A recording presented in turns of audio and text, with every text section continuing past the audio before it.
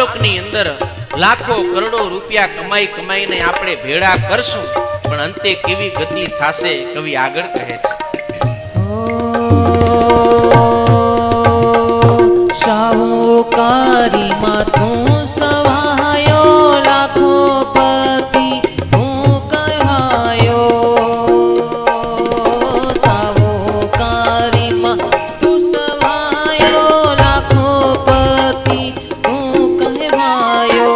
કે જે સાચું શું કમાયો રે પામર પ્રાણી. ચેતો તે ચેતાવો તો ને રે પામર પ્રાણી.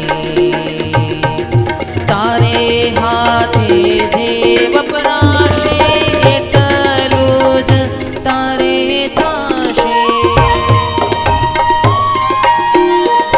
હો તારે હાથે જે વપરાશે એટલું જ તારે થાશે. બીજું તો બીજાનું થાશે રે પામર પ્રાણી. ચેતે તો ચેતાવો તો ને રે પામર પ્રાણી.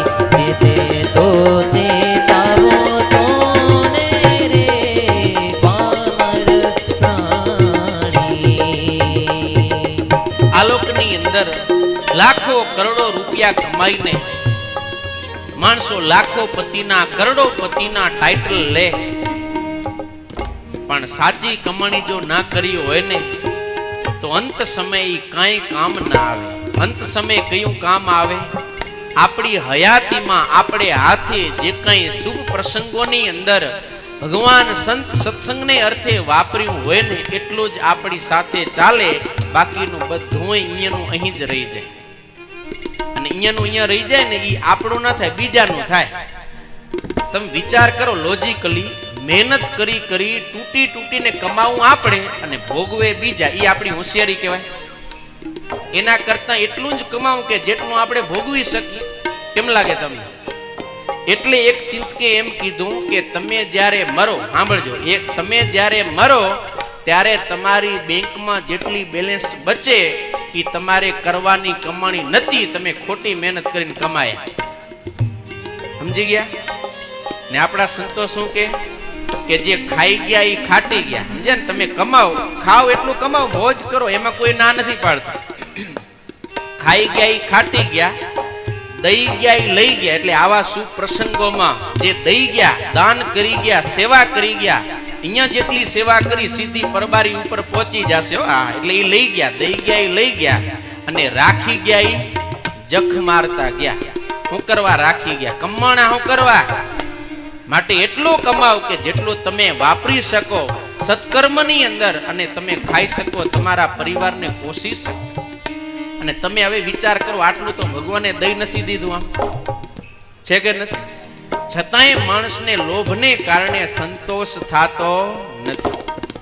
માણસને સુખી થવું હોય ને તો સંતોષી બનવું પડે, તો જ સુખી થવાય. નહીતર કરોડોપતિ હોય પણ જો એને સંતોષ ન હોય ને, એને હજી અબજ રૂપિયા ખપતા હોય ને માણસ દુખી હોય, અને 1000 રૂપિયાની ઝૂંપડીમાં રહેતો માણસ સંતોષી હોય ને તો એ આરામથી ઝૂંપડીની અંદર પણ રહી શકે છે. માટે ગરીબી અને અમીરી રૂપિયાથી નથી, સંતોષથી છે. કરોડપતિને હજી અબજ મેળવવા છે, અબજની દ્રષ્ટિએ ગરીબ છે, અને 10,000માં જો માણસ સુખી છે ને તો એ અબજોપતિ છે. કારણ કે એનામાં કોઈ લાલચ નથી, લોભ વૃત્તિ નથી, એને કોઈ આશા નથી. માટે સંતોષી થાવું. આવું બધું ભેળું કરી કરી અને આપણે જે કંઈ ભેગું કરીએ છીએ જ્યાં ત્યાંથી એ બધાય બીજા જ લૂંટીને ખાઈ જશે. આપણા હાથમાં કાંઈ નહીં આવે.